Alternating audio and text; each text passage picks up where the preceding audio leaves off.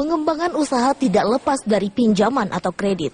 Bisnis segelas usaha kecil, mikro maupun menengah pun perlu kucuran kredit.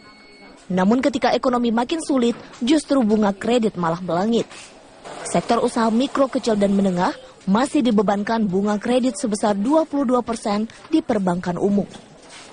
Pemerintah pun memberi stimulus dengan memberikan subsidi bunga kredit usaha rakyat.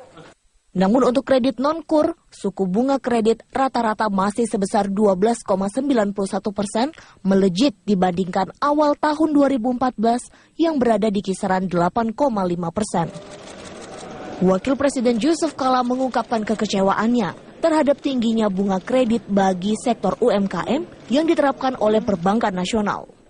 JK menekankan bahwa Bank Indonesia dan Otoritas Jasa Keuangan harus mampu mengawasi bunga kredit. Logistik yang murah, Ketua JK mengontrol seperti ini. Jangan ada ketidakadilan negeri ini. Masa bunga untuk korporasi lebih rendah 10% dibanding dengan UKM. Tidak ada negara di dunia yang menjalankan ini. Cuma kita menjalankan itu. Karena itu pemerintah dengan biaya berapapun harus menurunkan bunga kur. Kita terkecoh di sini bahwa pemerintah sudah menjamin segala kurikulum itu, tapi masih memakai 22% lalu. Apapun teorinya itu, tidak bisa terjadi negeri yang Pancasilais ini. Lebih mahal bunga untuk UKM dibanding dengan korporasi. Saya sebagai pengusaha dulu sebelumnya tidak rela seperti ini. Karena itu dalam pemerintah turunkan apapun resikonya.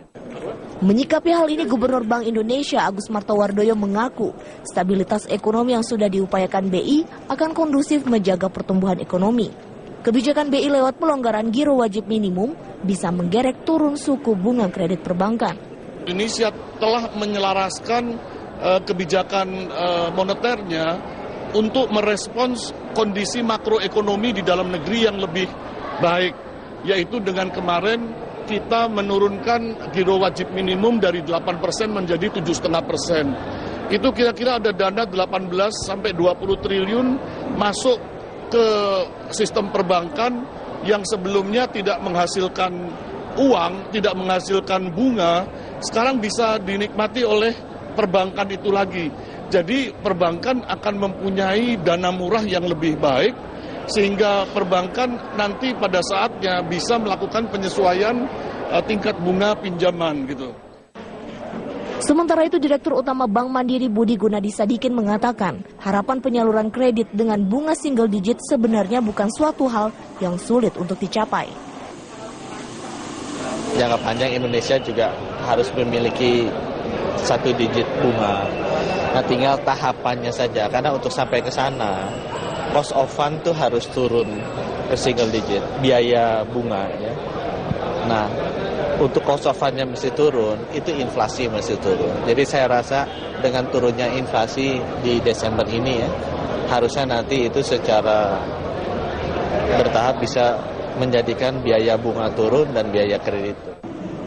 Keputusan menurunkan suku bunga kredit tidak hanya didukung oleh kebijakan pemerintah saja. Perbankan juga harus lebih efisien dalam bisnisnya agar bisa menurunkan suku bunga kredit sehingga bisa mendorong perekonomian. Dari Jakarta, Fani Aulia, Dirhamsyah,